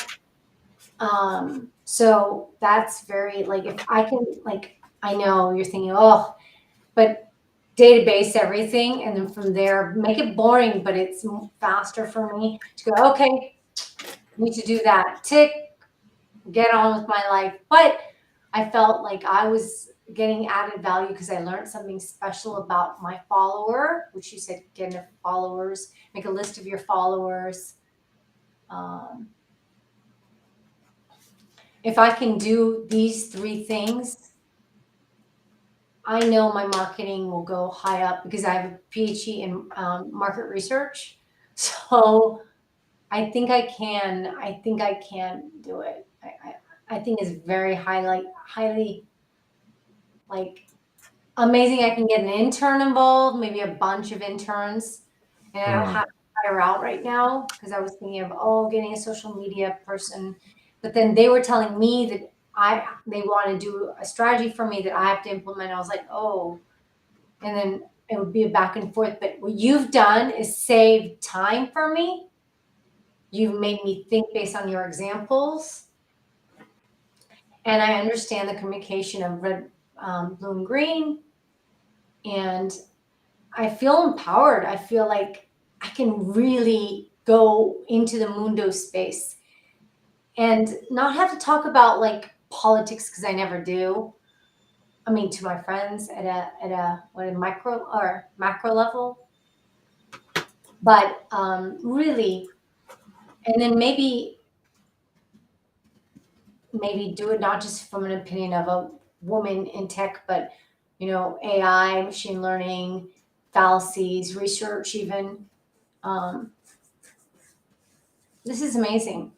I think I can work with this. So, and now what you've said is in a way about the fact that the social media micro habit, there's still several micro habits that we could build from this. I'm Yeah, just showing. yeah, So this is just like now if we think of the process with the synthesis, yeah, and then out of this will come the micro habit, and then we'll probably do another checkout from this. But if we think of a micro habit as a trigger action reward, yeah, um, essentially here there's basically three micro habits actually. There's yeah, and they're not really micro habits in this way only. They're also a particular social media posting format and schedule. yeah, So let's yeah. take them one by one. What I noted down on my paper here is like. So I was just doing some notes as we speak. I'm trying to show the process here, but there's basically a green daily, a blue weekly, and a monthly campaign red format. Woo! And those can be literally built ahead and batched, which is usually a good idea to batch for time efficiency. Like I usually plan 3 months ahead social media streaming content. Oh my God, Not, you're gonna get so many hits on people wanting to have you their social media expert. This is gonna be your I side don't know. job. Let's see if it works. Let's see if it works. Let's test it first. If you look at the trigger, your trigger could be Monday morning or every morning. Actually, for the blue one, we could do weekly, and the green one every day, because then you by design Yeah, build yourself more content of more green, which is what you need. So the easy thing is we could, if you're okay with a 10-15 minute daily, yeah. like the time that most people would spend reading a newspaper, you just go into LinkedIn, just one channel. So the trigger is morning coffee. The action is share praise, share with praise. Like you find something, you benchmark it, you share it forward with some praise, genuine, honest praise, not like, fabricated, but something you really think that's awesome, which is not hard for you to do because it's in your comfort zone of your green superpowers of being positive and re-expressing and summarizing. So those three fit into Sure. that. And then the reward is, well, you first of all, you're doing a kind thing for them because they're going to be grateful if they actually look into who did the sharing. Some of them might even follow you because they might think, oh, that person, that's a quality share. It's not just a social media person who's doing it to get the rankings. This is an expert because they check you out and they will follow, and that's it. You're getting your follows. And then the second micro habit could be the weekly rhythm. That's probably the hardest one because it's related to ego. It's the blue. It's about you. It's about what do you care about? I think I feel the vulnerability piece. So that could be the trigger, could be one day a week where you have the headspace to do that. When I do you think do it'll your be a reflection? Sunday after church. Sunday. So there we go. So Sunday is great because it's a day of more spiritual focus. Yeah. And a Sunday could be the ritual, just like you go to church. You could build yourself. I don't know how long it takes you to write 100 words, but you could be really short. But writing as a discipline of weekly reflection, and it's almost like a journal rather than a blog post. And there's a few examples out there in my network that I can share with you later that are really great example of that. I think, for example, Mirella in Switzerland is doing that really nicely. She blogs about her experiences in mountaineering and how it affects her leadership. Hmm. So she's a leader, COO, I think last time I checked. And then in the context of doing sports and mountaineering, what did I learn that can be applied into the business leadership world? Fantastic. And it's very entertaining and there's some beautiful pictures of mountains. So that, and it's very emotionally relevant. It's not like abstract thinking. It's tangible. It's emotionally real. It's true. It's personal. It's vulnerable. For example, that could be, I'm not saying you should do the same, but it has to be congruent. So it has to be, you feel it, you think it, and you say it as it is. It's not trying to be something else. And that could be a weekly reflection after church when you're in that space of zooming out. Like, what have I learned this week? Could be your question. What have I learned this week? I've done all this. I've success here, failure here. What have I learned? Could be the key question. And every I time you love write that 100. because I think that with startups, if some people don't like to, I mean, so, okay, often is the case that you have to learn a lot. You have to wear a lot of hats, and learning can get really overwhelming. I mean, just because I'm older doesn't mean my brain has been ossified, but learning it quickly also, it's not impossible. But to be an expert, sometimes you just can't learn everything. But I really think that this is a very good moment where you can talk about what have I learned through all the things that I did this week. What did I do correctly? What did I do wrong? Mm, But I think this is more curated work. hmm. And it could be that where you always end is like you welcome and you ask for conscious feedback. So conscious feedback is not just praise or advice, which is what people do. They usually give actually opinions and advice if you don't ask them. Very few people give you praise. So you could make it an opinion piece that you then specifically end with always that one sentence that says, um, "What about you? Have you noticed the same learnings?" For example, if the question was, "What have I learned this week?" It could be, "What's your take on this?" Yeah. Engaging people, and that's your weekly it's kind of like your social accountability piece where you're saying to the world, yeah, I'm going to fail. This is going to work. This is going to fail. But that's part of the journey of being a CEO. You have to keep learning. So what did I learn this week? Because a lot of CEOs go into this, oh, I'm learning, but actually what they're doing is they're just grinding and doing their work. They're not really learning anything. They're just getting stuff done. But Yeah. if you can be accountable to yourself and to others that you're doing your weekly learning, Yeah. you, for example, the conflict that happened might be a fantastic opportunity to write later the following week, and then it's easier to start to think about problems and challenges as opportunities for great content, to reframe things that didn't go quite to plan as opportunities to write great meaningful content. So you might then easier step away from the drama of ego in those moments when shit hits the fan, like it always does. So that could be the second micro habit. The third one could be the monthly read, which would be based on a call to action, very clearly stated, very playful, or whatever tone of voice your company chooses to use. It could be witty, it could be smart, it could be academic, but you have a tone of voice that is clearly GILO, and that is reposted by you. So you, for example, would say monthly, you have a monthly campaign for GILO, which is at first usually going to be around follow and share. And then as you start to have more and more products to thing or beta test, then it's like come and test for free, special discount, early bird sign up, save the date. All of those red call to actions come from GILO on a rhythm of campaigns, which could be planned 3 months ahead, once a month, once every 3 weeks, 2 weeks, whatever it suits you. Maybe just a mental model, daily, weekly, and monthly is quite easy. The green first is daily, the blue is weekly, and the red is monthly, for example. See, super easy to think about. Wow. This session literally to me is like €1,000 worth. Cha-ching. Sorry, I'm emotional.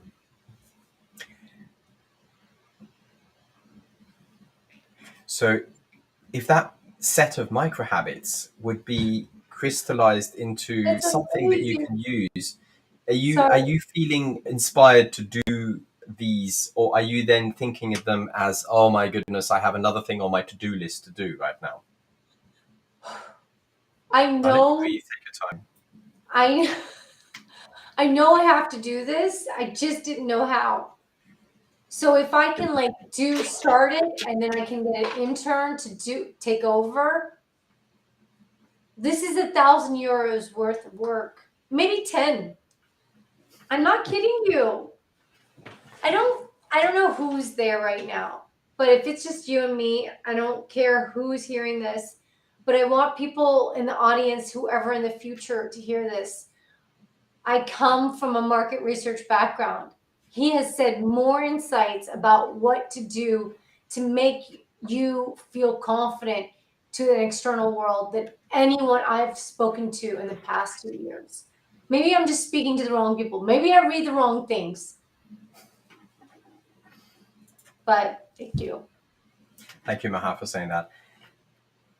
The summary for this is really just that ultimately, if we're looking at the interaction that you have with the world on the mundo level, which is where we started, the level of world rather than the level of individual.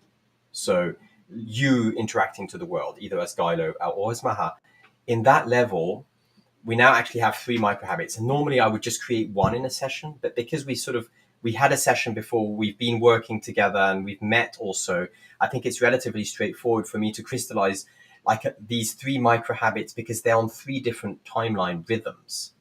And you mentioned getting help. It's usually a very good idea to get help and delegate.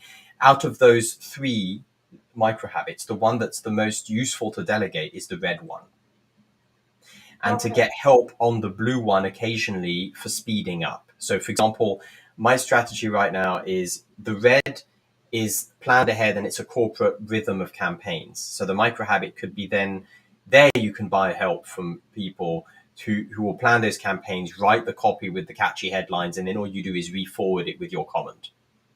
Hmm.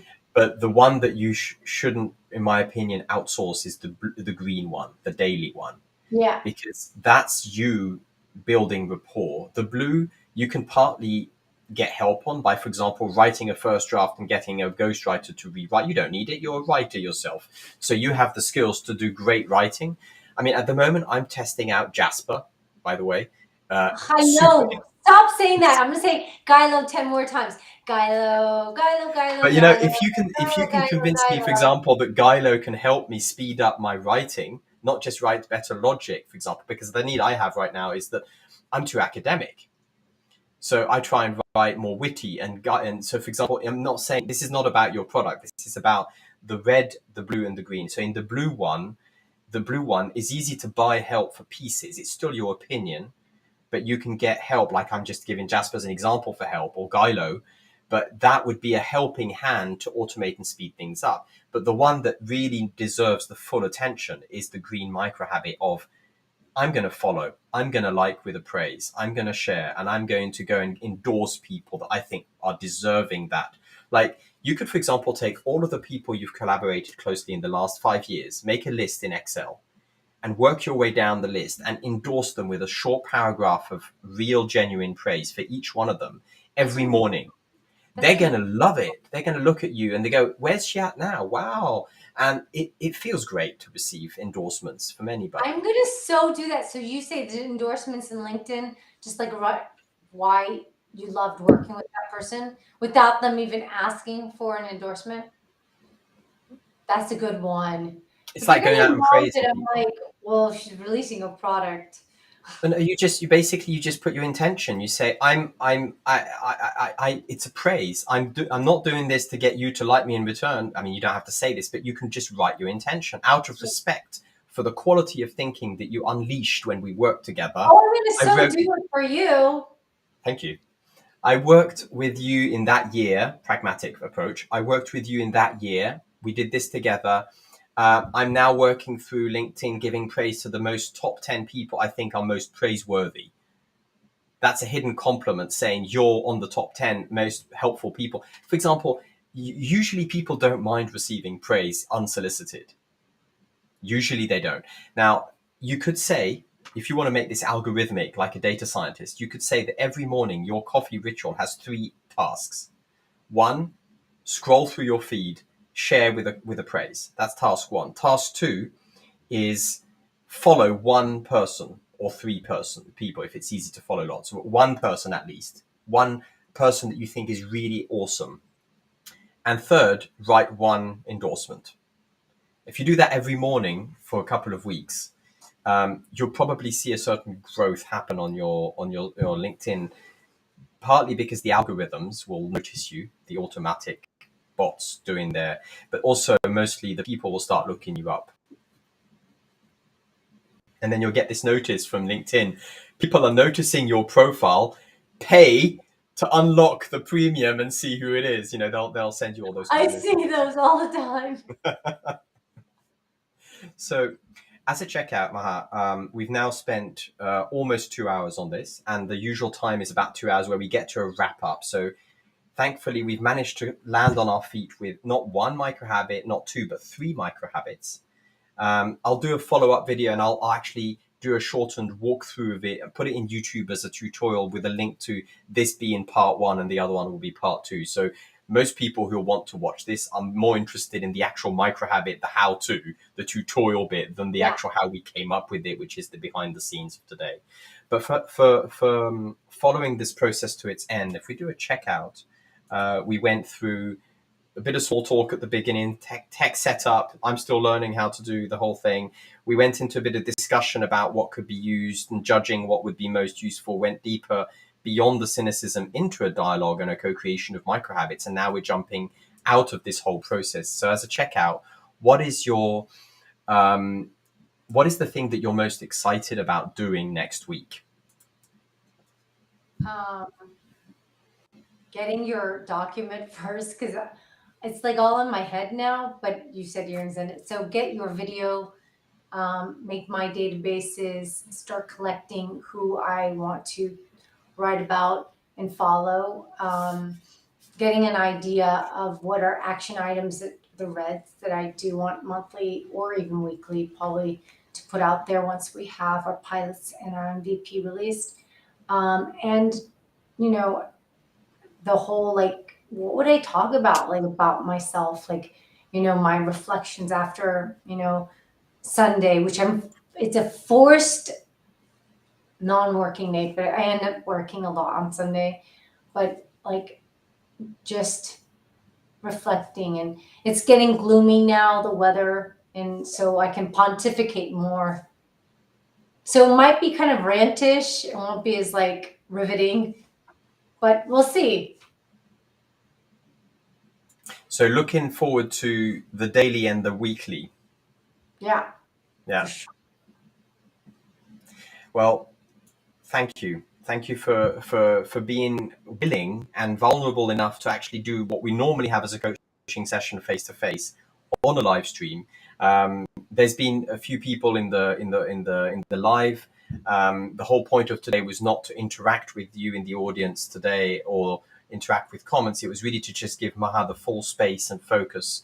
And I'm really grateful, Maha, that you were able to jump in and go all the way down beyond cynicism and judgment into the process so that we can get those micro habits and play with them into real life. So thank you. It's a great sign of humbleness from your side to be able to do this on a stream. I'm pretty confident that other people are going to benefit from these micro habits, that you're going to be first and foremost for you and GILO, but others might start using them as well and see. And we can get comments for those micro habits in the YouTube. So I'm going to make a basic tutorial of how to use 3 micro habits for social media, and then invite in there people to comment on if they used them, what worked. Because Awesome. there might be people who'd come up with improvements for them for sure. Oh, So I would love that. I mean, even if they can say, well, you should do that, you're doing this wrong, when they look at my work, like, how amazing would that be? Is if people would come and say, I do it like this, yeah. and then I can learn from them. So it's not like a you and I and the people who are here, and then, but it's literally a little world. What do you call it? A little bubble, you often Mm. say, call it? Bubble traveling is another whole thing. Yeah. Yeah. So you're So going to be doing online bubble traveling, by doing morning coffee, by going and traveling into people's bubbles who are influencers that you like, that you're curious about, and endorsing a few people on the way. And let's see what happens. We can do maybe in the future. I haven't checked with my CEO about if this is a good idea to do this or not, but I'm kind of tempted to do a follow-up session like this on stream in a few months' time and see what happened between now and then with using those micro habits. Maybe we let's could do do that. But it. let's And discuss it that. motivates me to do it, because if I don't, I will still do it, but I won't do it as well. But now it's really, Accountability. huh? It's accountability. Accountability. Yeah. Do you do all the things you just trained me to do? Do you do all this? I'm trying to, but You just, the shoemakers are not always the most well clad with shoes. If it's one thing to coach hockey, it's another to play hockey. yeah. I know these things, but me having to then I do them. You'll probably notice there's a lot of Yeah. sharing of other people content, but I'm still learning and I'm going to make a lot of mistakes. But what I'm telling you from the coaching perspective is an analytical view from a conscious communication and anthropology point of view.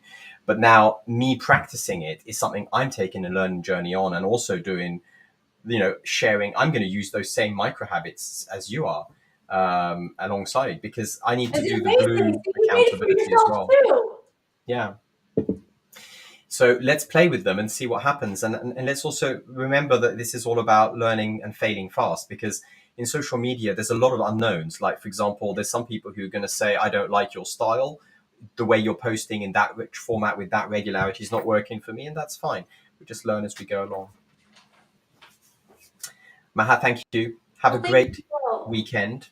I And will. I will end the stream unless you had any other things to share about today that we need to add. Otherwise, I'll end the stream and then we can continue with the YouTube follow-up tutorial video. Okay. I'm very grateful to you and Manu, the team at Green Elephant. Since I met you guys in June of 2022, we became fast friends, and it was just a natural chemistry I had, and then Erwin, our um, my husband and our team member, he was just like, wow, really had fun. And he's just like, wow, they're so different. They're like, you know, how many Anu and the Stephs do you meet? And I go, I don't know. That's why they're my friends. So we went to a level where it wasn't like just you coaching me. I became your friend. And these insights are just racking my brain and getting me excited. And I can't wait to stay at your home for Slush. And I can't wait you to come stay at my home in the Netherlands, next Delft, in November when you come for other startups. And I congratulate you for doing something very daring and putting yourself out there and letting me be a part of this big thing this monster, but it's a great monster. It's like amazing feat to build this periodical table and to be able to help resolve conflict at so many different levels and to be insightful the way you are and grab those examples. Just how many people can do that? You're an innovator. Like I've said to you, it would be an honor for GILO to be able to take your ideas and make it a product. That's hopefully what we'll do in the future. And let's continue this beautiful marriage of knowledge sharing. Thank you for saying that, Maha. Have a great weekend, and I'll follow this up on other channels very soon. Ciao. Thank you. Bye.